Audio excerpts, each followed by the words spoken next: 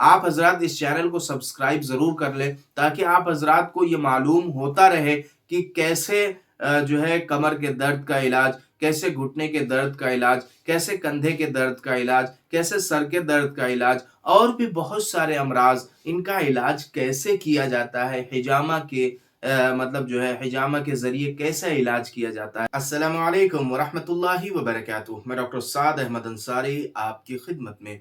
आज इस वीडियो में हम आपको बताने वाले हैं कि अगर कमर की नस दब जाए तो क्या करें।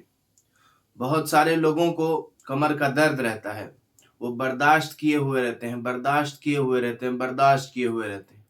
6 महीने से दर्द हो रहा है, साल भर से दर्द हो रहा है, पेन किलर्स इस्तेमाल कर रहे हैं, दर्द की गोलियां खा रहे हैं, लेकिन फिर भी जब तक दवा खाते हैं आराम रहता है और उसके बाद फिर वही दर्द शुरू हो जाता है। तो वो किसी सर्जन के पास जाते हैं, कमर के दर्द वाले स्पेशलिस्ट के पास जाते हैं, हड्डी वाले के पास जाते हैं, तो वो उनको ये सजेस्ट करता है कि आप एक एमआरआई करा लीजिए, स्कैन करा लीजिए।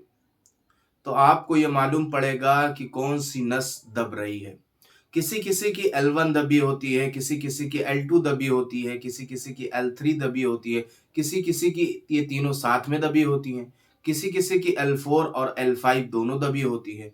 हमारे पास एक पेशेंट आया था 6 महीने पहले जिनका नाम इदरीस था। वो मुंबई में अपना इलाज करा रहे थे, जिनकी L4 और L5 की नस दोनों दबी हुई थी।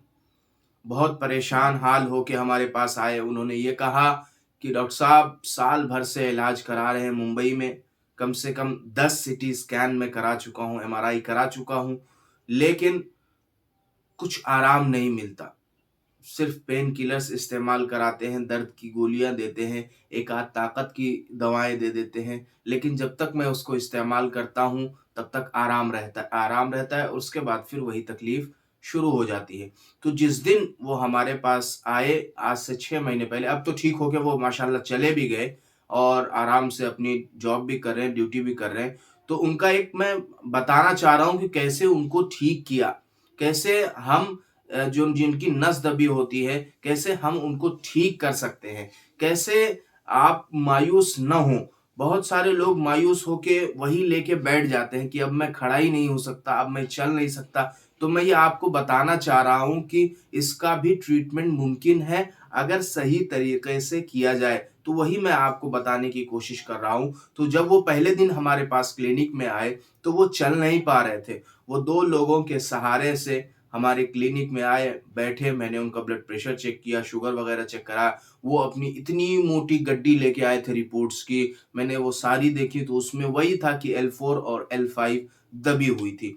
तो मैंने सीधा-साधा सिंपल एक काम किया, उनका एक केस पेपर बनाया, उसमें सारी चीज़ें लिखी, नोट डाउन की, ब्लड प्रेशर, शुगर, पल्स, ये सारी चीज़ें नोट करके उसके बाद उनको मैंने दूसरे दिन बुलाया सुबह में मॉर्निंग के टाइम पे 7 बजे। उसके बाद मैंने उनका हिजामा किया जिसे कपिंग थेरेपी कहते हैं। कमर का वो पॉइंट जहाँ पे L4 और L5 जो होता है, लंबार जो हड्डियाँ होती हैं, उन वहाँ पे मैंने एक कप लगाया और उसके बाद उनको मैंने कुछ मेडिसिन्स दी। वो मेडिसिन्स भी मैं आपको बताऊँगा और सारी चीज़ें मैंने उनको कैसे ठीक किया 4 महीने के अंदर। आज वो मैं अगर नंबर शेयर करूँ तो आप उनसे बात भी कर सकते हैं, लेकिन मैं नंबर शेयर कर दूँगा तो वो घबरा जाएँगे कि इतने सारे कॉल्स मेरे पास कैसे आ रहे हैं। तो मैं नंबर्स नहीं शेयर करूँगा। अगर मेरे पास उनकी एक आध रिपोर्ट होगी मैं वो शेयर करने की कोशिश करूँगा आपको। लेकिन आप बताने की यही बात है कि कैसे उनको मैंने ठीक किया। सबसे पहली चीज़ उनके साथ जो मैंने की वो हिजामा किया, कपिंग थेरेपी। तो 1 दिन किया और उसके बाद मैंने दवाएँ चलाई। कौन-सी दवा चलाई? उनको दवा चलाई मैंने होम्योपैथिक की एक दवा जिसे कोलोसिंथ 200 कहते हैं। इसको मैंने कहा आप आधे कप पानी में 15 बूंद डालकर सुबह, दोपहर और शाम पिएँ। दूसरी दवा जो मैंने चलाई इनको वो नेफेलियम, इसको भी 200 पावर में चलाई। ये भी होम्योपैथिक की दवा है। इसको 15 बूंद आधे कप पानी में डालकर सुबह, दोपहर और शाम पीने के लिए कहा। ये 2 दवा होम्योपैथिक की हमने चलाई।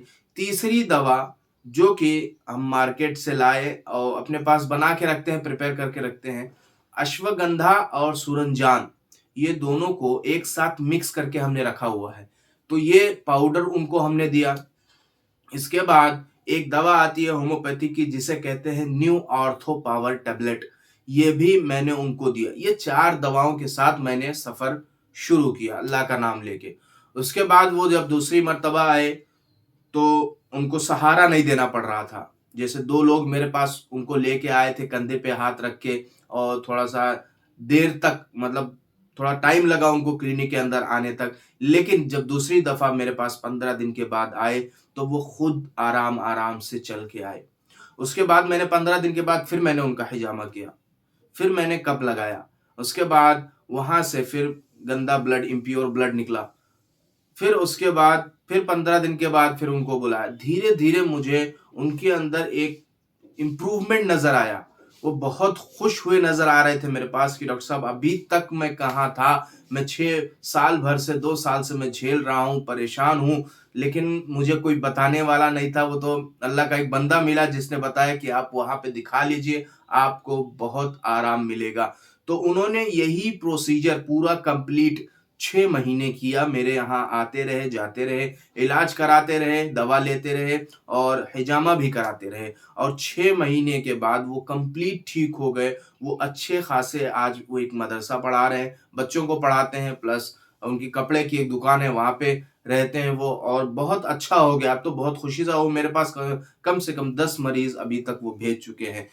तो ऐसे कमर के दर्द को ऐसे ठीक किया जाता है, जो नस दबी होती है जिनकी, तो वो लोग बहुत परेशान होते हैं, वो लोग मायूसी का शिकार हो जाते हैं। वो ये सोचते हैं कि इसका अब तो इलाज ही नहीं है, अब मुझे डंडा लेके झुक के चलना पड़ेगा और बहुत सारी बेड रेस्ट करना पड़ेगा, 6-6 महीने मुझे लेटना पड़ेगा, ऐसे करना पड़ेगा, वैसे करना पड़ेगा।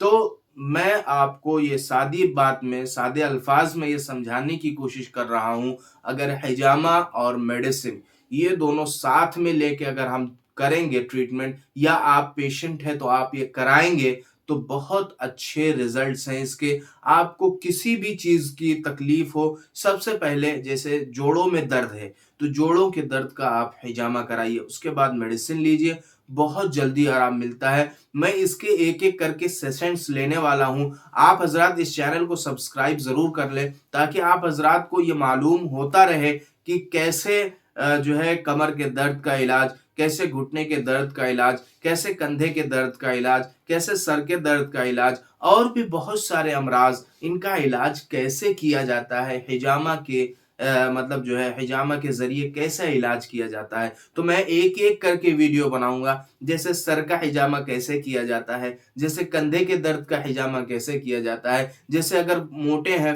वज़न बढ़ गया है तो उनका हिजामा कैसे किया जाता है, कमर के दर्द का हिजामा कैसे किया जाता है, घुटने के दर्द का हिजामा कैसे किया जाता है। ऐसे-ऐसे करके तकरीबन 72 डिज़ीज़ेज़ हैं, 72 बीमारियाँ हैं जिनका हिजामा किया जाता है और मैं एक-एक करके मैं सारी चीज़ें आपको बोर्ड पर समझाने की कोशिश करूँगा। तब तक के लिए आप मेरे साथ बने रहें, चैनल को सब्सक्राइब ज़रूर कर लें और उम्मीद है आपको ये समझ में आ गया होगा कि कमर के दर्द का ट्रीटमेंट कैसे करना है। अब इंशाअल्लाह हम आपसे मुलाकात करते हैं अगली वीडियो में एक नए टॉपिक के साथ। अस्सलामु अलैकुम व रहमतुल्लाहि व बरकातुहू।